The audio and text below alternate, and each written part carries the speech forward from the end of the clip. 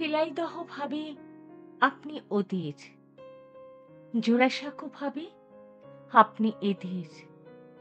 বিশ্বভারতী ভেবেছিল জর্জ বিশ্বাসের নন, আপনি তাদের। রবীন্দ্রনাথ, আপনি আসলে কার? যুদ্ধের সময় ট্রেঞ্চের মধ্যে শেষ নিঃশ্বাস নেওয়ার আগে এক তরুণ কবি ভেবেছিল আপনি তার। বক্তৃতার মাঝে আপনি যখন হঠাৎ মাথা উঁচু করে দাঁড়ান, তখন এক মুহূর্তের জন্যে হলেও মন্ত্রী ভাবেন আপনি তার। নতুন বৌঠান কি কোনোদিন ভেবেছিলেন আপনি তার? রানু, রবীন্দ্রনাথ, আপনি যে ঠিক কার, সে প্রশ্নের উত্তর বাঙালি আজও পায়নি। দাদামশাই ভাবেন আপনি গোরার রচয়িতা, আপনি তার। বাবা ভাবেন আপনি বানিয়েছেন শ্রীনিকেতন, আপনি তার।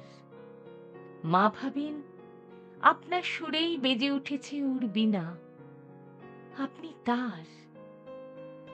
ভীরু কিশোরী, যে মুখ ফুটে বলতে পারেনি, শুধু চিরকুটে লিখে দিয়েছে, হাতখানি ওই বাড়িয়ে আনো, দাও গো আমার হাতে, ধরবো তারে, ভরবো তারে, রাখবো তারে সাথে।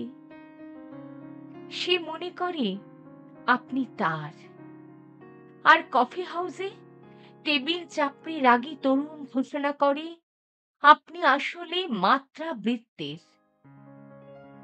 যতজন বাঙালি, ততজন রবীন্দ্রনাথ।